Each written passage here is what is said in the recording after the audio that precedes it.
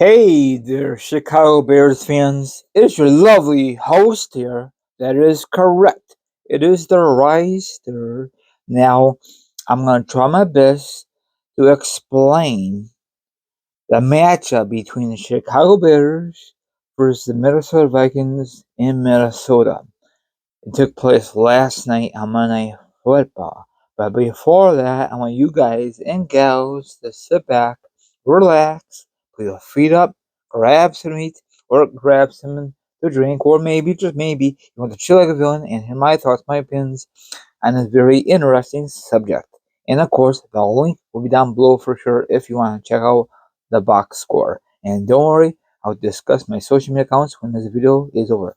Alrighty then, let's kick it off. Now, you know who won this game? The Bears, 12-10. Very low scoring game, but a win is a win. Now, let's discuss about the quarterback for the Vikings. It was 22 out of 32, 68.75 percentage. His passing yard was 185. Pathetic. 1 TD and 4 picks. The Bears defense really came alive.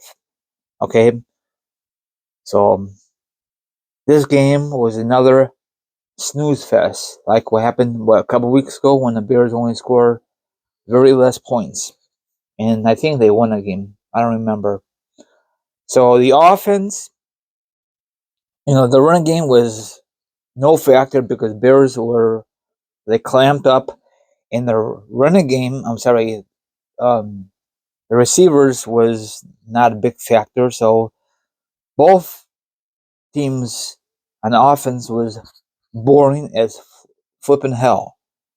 And I guarantee for Monday Night Football, the ratings were very, very bad.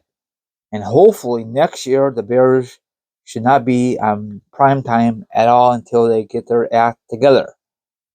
To put all the games for now on all noon until they get better. I'm just saying it makes sense. You agree, Bears fans, or disagree? Why in the hell you want to put the Chicago Bears on prime time if they didn't do nothing at all this past off season? That's the NFL for you. Okay? Let's see how the Bears do, you know, in the upcoming years before you put them on prime time a game. I remember off the record when they faced the LA Chargers, that game was a snooze fest because the Chargers destroyed the Bears. I don't understand this team. They're up and down. So whatever. Now let me discuss about Fields. It was 27 out of 37, 217 yards, no TDs, no picks. No one then got a touch on this whole game. It was battling off field goals. Big deal. You cannot win games only by field goals. Vikings are not that good either. So whatever. I mean, I guarantee the Bears are gonna clean house, probably fire the head coach, fire their office and coordinator, and same thing with the defense guy and special teams. They'll all be gone. There's no in hell they're gonna keep any of these guys. I doubt it. Might as well do something about it, Bears. You guys have tons of money this off season, and you was spending it on the wrong players. Okay, I don't understand this. I made a video when they send these guys. I thought it was gonna make a big deal. Nope. Or I know you're gonna say it's the coaching staff. I agree.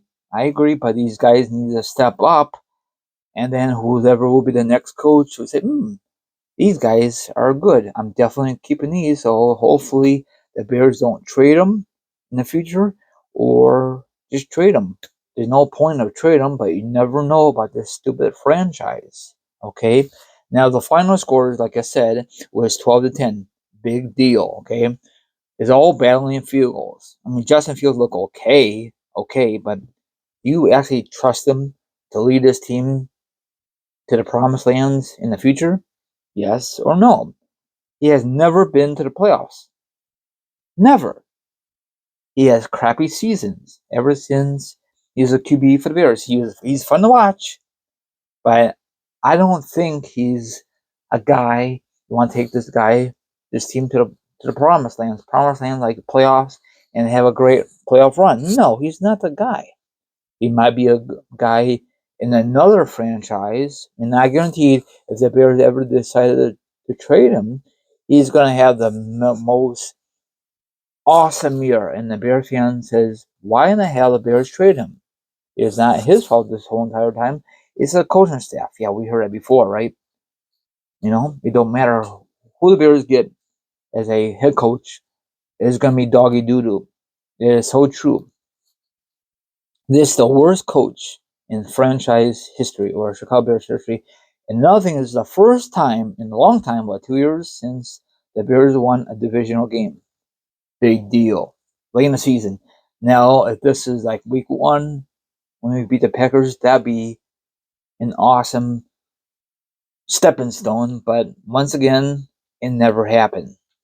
And of course, no one does not really pay attention to week one because if the Bears won week one, people will be very excited. Wow, Bears are going to go in the playoffs and they have a very successful season. But nope, we look like doggy doodle. I mean, not me, the Bears. So one game does not mean nothing for the Bears. If the Bears are 0-1 or 1-0, it don't mean nothing because there's no reason to get hype over it. That's for any other NFL team. It is. That's how it is. So they have a lot of work to do this offseason. Now the next game for the Bears will be in 2 weeks because the Bears are on their bye week, late in the season. Big deal, right?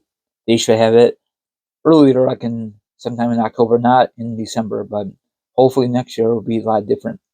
So another disappointed win. I know win's a win, and maybe the Vikings will miss the playoffs. There's no way in hell the Bears going to win the rest of the games and sneak in the playoffs. There's no way. It's the Detroit Lions to lock up the division. The division's so garbage. I just asked my device when the last time the Detroit Lions won the division was 93. So the Bears had a bad division, bad record. The Vikings do, and the Packers just like this year. So it's an easy win-win for the Detroit Lions. So Bears have a lot of work to do. I think they're gonna clean house on players. The players not working out. Well, we'll see what's gonna happen. They need to make some big moves. We heard that before. It's like the same record. So I'm very disappointed. 3 points. I mean, they won by 2 points. You got a winning field goal. Big deal. So the defense looked pretty good. Yeah, against a crappy team. What it can do against the Chiefs and all the good teams. You know why? Because Bears defense are not that good. Maybe next year when these guys are working together, we'll see what's gonna happen. I'm not gonna give up hope on this, but this team is a lost cause again. Did you guys watch the game, or you said, you know what, we lost? I'm not really surprised. At least they kept it close. That's all that matters. I feel sorry for the Vikings fans. You lost a lot of key players, Kirk Cousins, and you lost your best receiver. I know when's gonna come back. Have a good one. I'll see you tomorrow when I do my NFL picks. Now follow me on Instagram, Twitch, Twitter, TikTok, all my social media accounts will be down below. Now if you want to be part of the Robert Show, that's fine again. If not, don't worry about it. Always go Bears, and I'll see you guys tomorrow sometime.